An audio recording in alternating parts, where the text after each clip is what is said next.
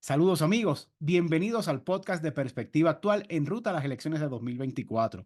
Hoy nos honra con su presencia la senadora por el Movimiento Victoria Ciudadana, Ana Irma Rivera Lacén. Senadora, gracias por aceptar nuestra invitación. Gracias por la invitación, gracias porque vamos a tener esta conversación que estoy segura que va a estar muy interesante. Bueno, senadora, la pregunta obligada, usted pues ya tiene una trayectoria como abogada, como defensora de los derechos, especialmente los derechos de las mujeres, pero derechos en general. ¿Y qué la motivó a entrar en la política partidista en 2020? Pues eso que acabas de decir, precisamente por todos los años que llevo trabajando temas relacionados a derechos, a todas las diversidades de derechos humanos. Así que yo me pasaba durante esos años viniendo a hacer mucho trabajo en la legislatura, por ejemplo, para impulsar legislación de avanzada y de inclusión, y hacer muchos otros trabajos, ¿verdad? Desde el punto de vista de abogada también, desde el colegio también cuando lo presidí, etcétera. Y yo creo que juntar todo eso y a la vez ver lo que estaba pasando en Puerto Rico cuando se aprobó la ley promesa y se nombró la Junta de Control Fiscal, un grupo de gente que llevábamos tiempo haciendo trabajos de derechos humanos y otros trabajos, empezamos a conversar sobre que nos parecía que lo que estaba pasando en Puerto Rico era una muestra de que había que hacer algo que jamaqueara al país en términos de discusión, mucho más allá de la discusión tradicional de los partidos que dividen a este país solamente en términos de que si crees en la independencia, en la estadidad o en la libre o en el Estado libre asociado, y que había que ir más allá de eso, que la discusión tenía que ser lo que estaba pasando en el país, que nos iba a afectar a todo el mundo por igual, y que además mostraba que Puerto Rico es una colonia, ¿verdad? Porque la ley promesa se impone desde el Congreso y jamaquea y también pone de manifiesto, una vez más, porque todos los casos insulares que se iban acumulando, muestra que el Estado Libre Asociado pues sigue siendo una colonia. Y entonces empezamos a conversar sobre todo eso, sobre cómo se estaba poniendo en jaque los derechos esenciales, que el derecho desarrollo sustentable para Puerto Rico iba a estar muy difícil. Y decidimos que queríamos hacer entonces un partido o un movimiento que es caso nuestro, ¿verdad? Pero con franquicia electoral que ofreciera unas cosas distintas. Y ahí nos pusimos a hablar sobre diferentes temas, hicimos lo que es la agenda urgente, nuestro programa, con principios éticos, que son los puntos de vista en común que tenemos personas de diferentes procederes, ¿verdad? Venimos de diferentes sitios, incluso gente que venía de partidos políticos, pero nos pusimos de acuerdo en lo que era común. Incluso en el tema del estatus, que es tan divisorio, nos pusimos de acuerdo en que Puerto Rico es una colonia, pero que es Puerto Rico también que tiene que decidir, pero de una manera distinta como hasta ahora se ha hecho, es decir, que Puerto Rico decida de una manera informada, informada de verdad, con todo lo que quiere decir la independencia, la estadidad o la libre asociación, que no es el Estado libre asociado, y que además fuera vinculante, es decir, que ese proceso tiene que ser en conversación con el Congreso de Estados Unidos para que Estados Unidos también acepte y se vincule, eso es lo que quiere decir, con lo que Puerto Rico decida en ese proceso que sería informado y democrático. Así que eso no es la manera tradicional de acercarse al tema, de resolver el problema del estatus. Y sin duda, ofrecerle a Puerto Rico alternativas desde un punto de vista de defensa de derechos humanos con principios éticos de no discriminación. Cuando nos pusimos de acuerdo en todo eso, pues salió lo que ahora conoce el pueblo de Puerto Rico, que es el movimiento Victoria Ciudadana. Tuve pues el honor, además de ser parte de ese proceso de fundación de ese partido, que nos tomó un tiempito conceptualizarlo, y cuando ya finalmente lo teníamos las elecciones encima.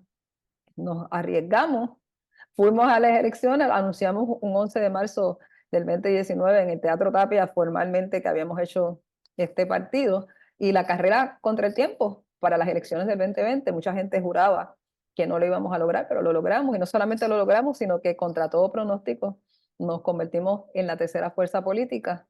Yo creo que somos mucho más que una tercera fuerza política, y que además tenemos lo que tampoco nadie había pensado que íbamos a lograr, que era que la tradición era que partidos como por ejemplo el Partido Independentista usualmente presentaba una sola persona u otra, o candidatos o candidatas independientes. En nuestro caso tenemos 4 personas, 2 en Cámara y 2 en el Senado, y tenemos 25 personas en las legislaturas municipales. Yo estoy convencida que ganamos la capital, pero ya sabemos que el tribunal decidió que no era así, pero yo estoy convencida que sí. Y también tenemos 2 escaños que también yo entiendo que ganamos, y por razones que sabemos cuáles son en términos de cómo se maneja la política partidista, también nos quitaron esos escaños. Pero estamos ahí y ahora también tenemos una oferta que también rompe los esquemas, porque venimos a sacudir la política tradicional, que es hacer la alianza con el Partido Independentista Puertorriqueño, en búsqueda de también darle a la gente en Puerto Rico otra alternativa en las próximas elecciones, más consolidada y sobre todo yendo directamente a los problemas que tiene Puerto Rico y que cada día se ponen peor. Senadora, una pregunta que me surgió un poco de curiosidad cuando usted comentaba, usted fue una de las fundadoras del Movimiento Victoria Ciudadana. ¿Por qué decidieron movimiento en lugar de partido? Precisamente porque partido es mucho más tradicional y lo que estábamos pensando era un movimiento por sí, el nombre mismo te dice que es algo que siempre está en cambio, y que no necesariamente se tiene que regir por lo tradicional de un partido, que es una imagen mucho más tradicional. De hecho, el Movimiento Victoria Ciudadana tiene una estructura que no es muy tradicional, hablamos de una serie de redes, es más horizontal. De hecho, yo era presidenta del partido y no era la candidata a la gobernación. O sea que hay incluso hasta un rompimiento ahí y no tenía ningún interés en candidato a la gobernación. Nuestra manera de funcionar es distinta. De hecho, la gente se confundía muchas veces con eso que te acabo de decir, por lo tradicional, del acercamiento tradicional. Yo tuve el honor y de verdad, históricamente me pareció una gran responsabilidad ser la primera presidenta del Movimiento Victoria Ciudadana. Y ahora, de hecho, soy senadora, cuando estábamos en ese asunto de las aspiraciones o posibles candidaturas, yo realmente no había estado mirando la posibilidad de ser candidata cuando estábamos formando el movimiento, pero me preguntaron que lo considerara y lo consideré. Entonces me pareció que era lo que yo había estado haciendo durante tantos años, de buscar políticas públicas distintas, se parecía más a lo que podía hacer desde la legislatura y por eso me hice disponible para senadora. Y tuve la suerte, ¿verdad?, de ser electa por el pueblo de Puerto Rico como senadora por acumulación, quiere decir que me eligen para todo Puerto Rico. ¿Cuáles considera usted que han sido sus mayores logros desde el punto de vista legislativo? Bueno, yo creo que hay dos cosas. Por lo menos yo te voy a decir lo que me dice la gente, porque uno puede desde el ego perderse y mirar cosas que no necesariamente son. Cuando yo camino por la calle, la gente me dice varias cosas. Lo primero es que le gusta la manera en que yo he estado desempeñándome en términos de la discusión de los proyectos. Yo usualmente no creo que sea una persona que me identifiquen porque pierda el control sobre mi discusión. Yo puedo discutir de una manera muy asertiva, pero no grito. Eso alguna gente me pregunta, de hecho, cómo es que yo me puedo quedar tan tranquila con cosas que me dicen bastante fuertes. Y yo digo, pues, que esa es precisamente una de las enseñanzas que a mí me gustaría que la gente sepa, que uno puede hablar sin tener que estar con aspavientos o con gritería, que es lo que usualmente se espera de la gente en la política. Y las otras cosas que me gustan, y de hecho cuando venía esta mañana para acá, para la oficina, una señora que me paró porque quería fotografiarse conmigo, una mujer negra mayor, eso me pasa mucho con la gente evidentemente negra de Puerto Rico, hombres, mujeres, niños, adolescentes, niñez, niños, niñas. Bien interesante, yo creo que el hecho de ser una mujer negra en este puesto llama mucho la atención porque es uno de los problemas de racismo que tenemos en Puerto Rico, ¿verdad? Así que el mensaje a veces hasta de mi presencia no tiene que ser ni lo que yo diga, simplemente por estar. Y eso me parece muy interesante. Una de las leyes que me da mucha satisfacción que es obra de trabajo mío acá, es la ley 24 del 2021, que finalmente reconoce a Puerto Rico como parte de su política pública que tenemos un problema de racismo y que además tenemos que tener orgullo de nuestra afrodescendencia. Eso es histórico. Puerto Rico no se había reconocido el racismo como un problema. Se había reconocido, obviamente, que no se puede discriminar por razón de raza, pero decir que Puerto Rico es un país con problemas de racismo no estaba escrito así. Así que esa ley obliga al Departamento de Educación y a todas las agencias, al Instituto de Estadística, a diversas agencias de gobierno, a hacer trabajos en torno a erradicar el racismo en Puerto Rico. En el caso del departamento tiene que hacer un currículo antirracista, pero tienen todas las agencias que el día 21 de marzo, que es el Día Nacional en contra del Racismo, hacer actividades para denunciar el racismo, pero a lo largo de todo el año pues también hacer actividades en contra del racismo y a la misma vez promover el tema de que Puerto Rico es un pueblo también afrodescendiente. Así que eso es una de las cosas que me llevo con mucho orgullo, aparte también obviamente de toda la legislación que tiene que ver con apoyar derechos de las mujeres en contra de la violencia. Y el caso mío, que también presido la Comisión de Derechos Humanos y Asuntos Laborales, pues está haciendo mucho trabajo que tiene que ver con mejorar las condiciones de trabajo de las personas en Puerto Rico a raíz de lo que hizo precisamente a la entrada de la ley promesa, que fue quitarle un montón de derechos a los trabajadores de Puerto Rico. Así que he estado haciendo una diversidad de temas y el más reciente que me llena de mucha satisfacción, que es una especie de reparación histórica, que el Departamento de Educación va a honrar siempre a la memoria porque va a llevar el nombre de la familia Cordero Molina, que es Celestina, Gregoria y Rafael Cordero. La mayoría de la gente conoce solamente al maestro Rafael, pero no saben que el maestro Rafael no le daba clase a las niñas porque en esa época las niñas casi no tenían derecho y no recibían educación. La familia Cordero, el maestro Rafael y sus hermanas, personas negras en tiempos de esclavitud. ¿Tú te imaginas qué cosa más tremenda? Con una conciencia de educar a la niñez puertorriqueña.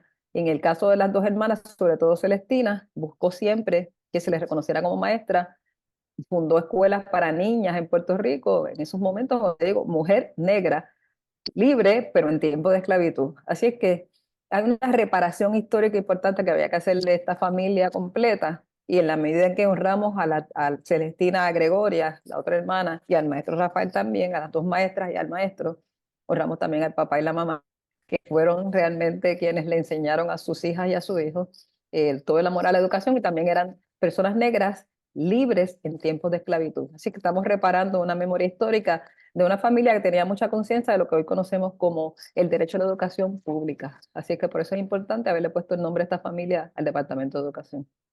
Irónico que Puerto Rico, que somos una mezcla, haya tanto racismo, pero desgraciadamente es muy cierto y qué bueno pues que se está luchando contra ese mal, porque es un Mira, mal.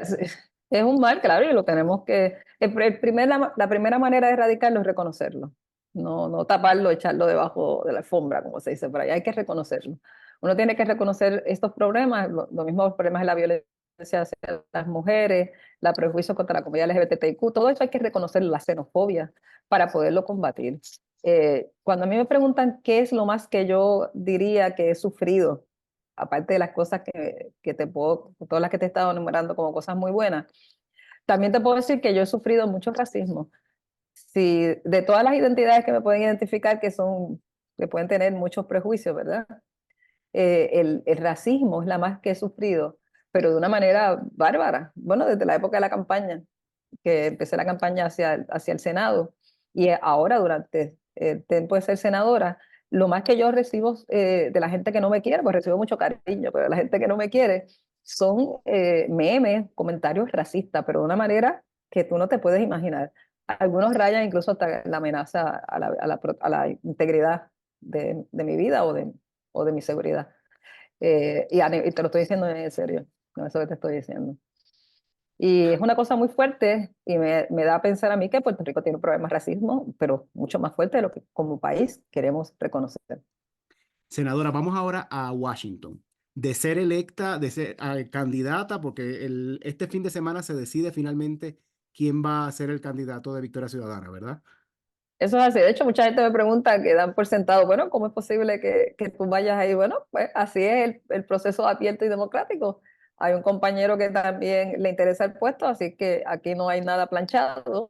Él tiene todo el derecho, igual que yo tengo todo el derecho a competir el mañana sábado, de hecho, la gente de Victoria Ciudadana decidirá entonces quién será la persona que esté en esa papeleta como comisionada o comisionado en Washington, y yo confío en que seré yo, ¿verdad? Pero vamos a ir a esa elección especial que es el método alterno que Victoria Ciudadana acogió para lograr esa elección. En caso de prevalecer en el proceso interno de su colectividad y en caso de ganar la candidatura a comisionada residente en Washington, ¿cuál sería su agenda? ¿Cuál entiende que son los problemas más apremiantes de nuestra isla? Bueno, lo primero es rescatar ese puesto al servicio de Puerto Rico. Eso es un puesto, es el puesto que tiene la colonia de Puerto Rico en el Congreso de Estados Unidos, que no es poca cosa, ¿sabes? Porque la fuente de poder sobre Puerto Rico es el Congreso. Así es que ir al Congreso es ir a donde está la fuente del poder sobre Puerto Rico. En este mismo momento, con todo lo que te he explicado de la Junta de Control Fiscal, que salió de allí y se impuso a Puerto Rico, pues vamos a ir donde está el poder sobre Puerto Rico. Dentro de lo que tiene este puesto, que es voz, que la voz siempre es poderosa, pero no tiene voto. O sea, esto es un puesto que depende de poder hacer buen trabajo de comunicación y de alianzas y de caucus con otras personas en el Congreso, ¿verdad? Y con la diáspora. Yo planteo que este puesto tiene que abrirse, no solamente hacer caucus con los grupos más afines, por ejemplo, yo tendría que hacer caucus con los grupos latinos, con las mujeres, con los grupos negros, pero también planteo que hay que hacer un caucus de los territorios, que no está hecho. Inclusive hacer acercamiento a los pueblos indígenas en Estados Unidos que tienen unas situaciones muy parecidas a las situaciones de Puerto Rico. Es una área muy interesante. Pero también con la diáspora. Yo planteo que la diáspora puertorriqueña tiene que ver en este puesto también una voz de la diáspora en términos de que la gente de Puerto Rico está en Estados Unidos y está en Puerto Rico, es una misma identidad nacional. Y la gente que vive en Estados Unidos de la diáspora puertorriqueña puede ayudar muchísimo en las causas de Puerto Rico. Mi lema es que mi causa es Puerto Rico. Todo lo que yo he hecho durante toda mi vida son causas para Puerto Rico, de Puerto Rico y por Puerto Rico. Así que mi causa es Puerto Rico. Y la gente de la diáspora nos puede ayudar muchísimo, sobre todo si votan en Estados Unidos, para hacer todo lo necesario para trabajar a favor de Puerto Rico con las personas que les representan en los diferentes estados y que son congresistas en Estados Unidos.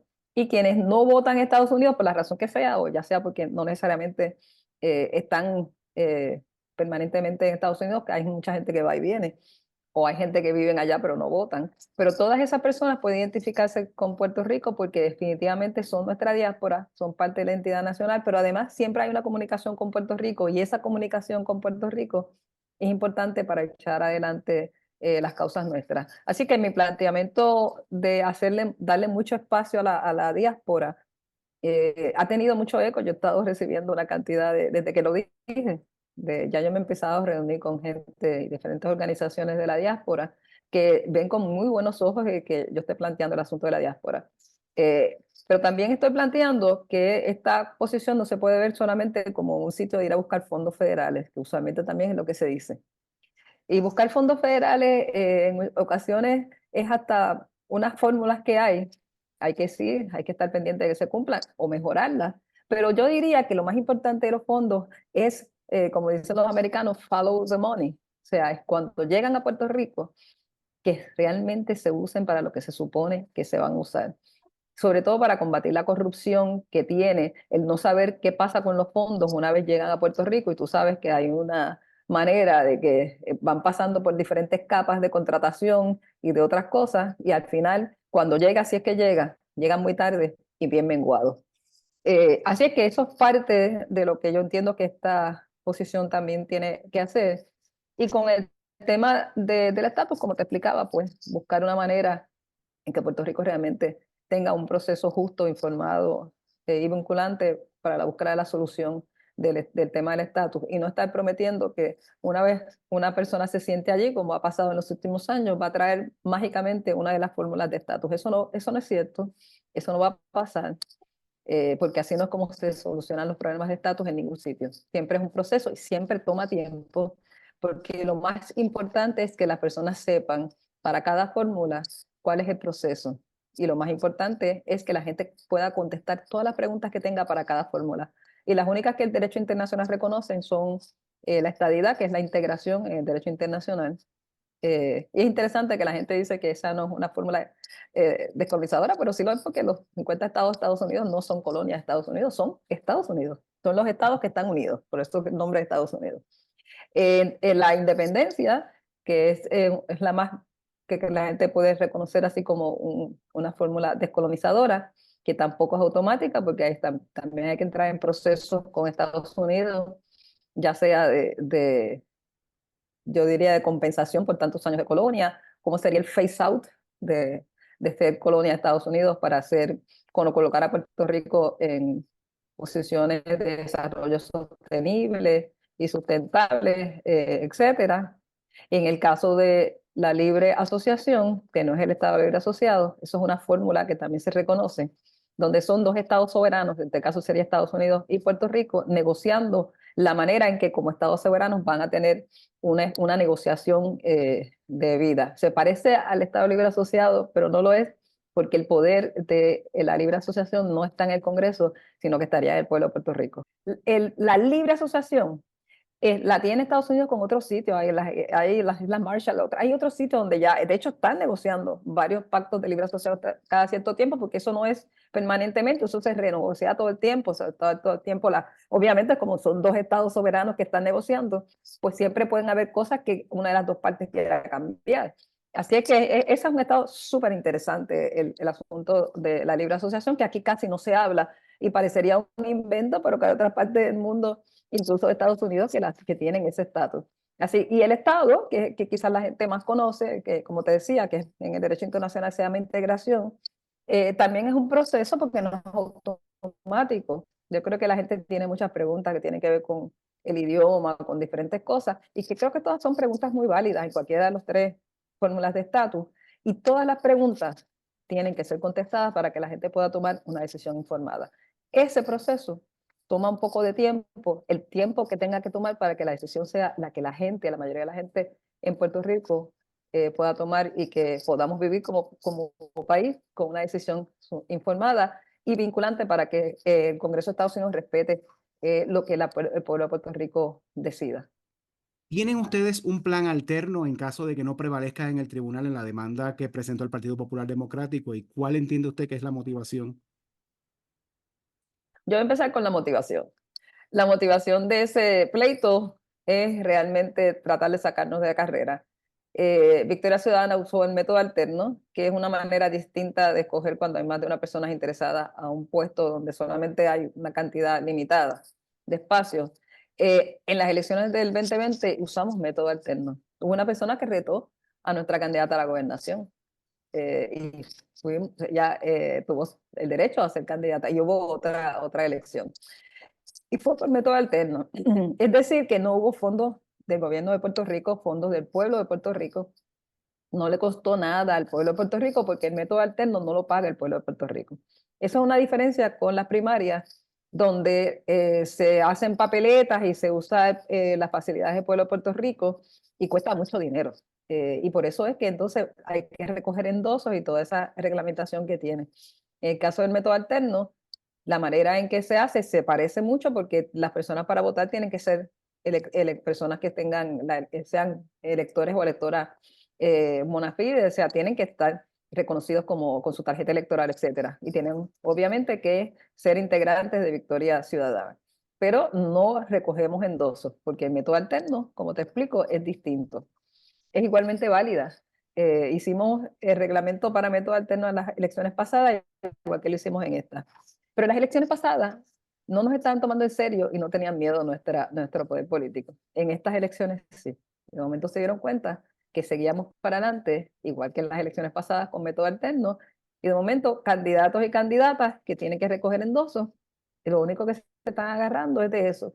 Fíjate qué interesante, que son personas que son candidatas, pero no son los partidos en propiedad quienes están demandando. Y entonces nos demandan a candidatos y candidatas que no tomamos esas decisiones. Quien tomó la decisión es cada partido. O sea, yo digo, esta persona quien tiene que demandar a su partido. Si no querían recoger endosos, pues que demanden a su partido que se fue por el área de la primaria que requiere endosos. Y también, pues, me imagino que has estado viendo que hay una serie de cuestionamientos muy serios de cómo el presidente que estaba de la Comisión Estatal de Elecciones hizo un reglamento que nadie vio y nadie firmó salvo él. Pero cuando tú tienes dudas si lo que dice la ley es lo que hay que cumplir o lo que dice el reglamento, el derecho dice que la ley va por encima. La ley, que es el Código Electoral de Puerto Rico, establece claramente alterno y las primarias como dos procesos distintos, y en el método alterno en ningún sitio dice que hay que recoger endosos. Así es que esa es nuestra posición, la vamos a estar defendiendo y nuestro plan B es seguirlo defendiendo. Y vamos a defenderlo, tendremos que ir al Supremo, vamos al Supremo, y hasta ahora eso es lo que tenemos en estas manos. Yo estoy muy confiada en que vamos a salir bien, y estoy trabajando hacia la candidatura el sábado o mañana. Cuando salga esto ya estaremos en eso. Confío en que voy a ser la candidata ya oficial de comisaría residente por el Movimiento Victoria Ciudadana, y me vas a seguir viendo como hasta ahora esa campaña, porque hace rato que la tengo, ya yo me estoy reuniendo con congresistas y con diferentes otras gente, como te dije, con la diáspora. Así que yo estoy en campaña desde el día en que tomé la decisión, una decisión que mucha gente no esperaba, que yo decidiera aceptar una candidatura a comisaría residente, y no lo esperaban por los estereotipos, porque, ¿por qué no? Yo digo, porque entonces están mirando de una manera muy estereotipada la manera en que puedo yo funcionar, y como los estereotipos son así, cuando tú le sacas a la gente lo que no esperan, porque funciona distinto a su estereotipo, se quedan sin libreto. Y yo creo que yo he dejado a mucha gente sin libreto. ¿Cómo considera usted que influyó en lo que es hoy Ana Irma Rivera Lacén el hecho de venir de una familia de educadores? Su padre fue profesor universitario y su madre maestra. Bueno, esa es de la parte que yo siempre reconozco. Estoy segura que cuando tú lees cosas de mí, sabes que yo siempre lo menciono. Porque yo siempre tengo que reconocer que ser una mujer negra, y yo abiertamente una mujer lesbiana, el hecho de haber tenido una educación es un privilegio que no necesariamente se cruza con la mayoría de las personas negras en Puerto Rico, cuando están en sitios pobres, por ejemplo, etcétera. Así que yo eso lo reconozco, pero siempre lo reconozco desde el punto de vista que es una obligación mía y un deber mía utilizarlo en función de ayudar a seguir a mejorar las situaciones de Puerto Rico y obviamente en la defensa de los derechos. Así que yo hablo siempre desde ahí, reconociendo a mi padre y a mi madre, y lo mucho que yo aprendí siempre de mi infancia sobre el tema de combatir el racismo. Mi papá y mi mamá eran de Loíza, un pueblo evidentemente de tradición negro y de tradición negra, pueblo de Loíza. Así que yo nací en Santurce, que usualmente se le conoce como Cangrejo, que es también una tradición, un asentamiento de personas negras en un momento histórico. Y a mí me gusta siempre decir que yo soy cangrejera de nacimiento, y lo diseñé por parte de mi padre y de mi madre, para que nunca se me olvide, como nunca se me va a olvidar de dónde yo vengo, pero para que la gente tenga bien claro que yo no lo olvido, y que cuando me vean a mí van a ver una cangrejera y lo diseña, independientemente de la educación que puedo haber recibido, y que esa educación siempre va a estar al servicio de la gente. Así es que yo aprendí a leer y escribir en mi casa.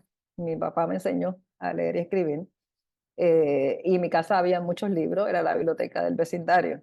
Y ese privilegio que atesoro, me encanta siempre pensar que es una de las grandes cosas que siempre creo que tengo que defender en el pueblo de Puerto Rico, que es el derecho al acceso a la educación para todas las personas. Así que sí, la educación sin duda es uno de los nortes, una de las cosas más grandes que me acompañan siempre y que yo defiendo para todo el mundo. Aparte de su labor profesional, usted escribe poesía y cuentos. ¿Qué otras actividades le gusta hacer cuando no está trabajando? Pues eso mismo, a mí me gusta escribir.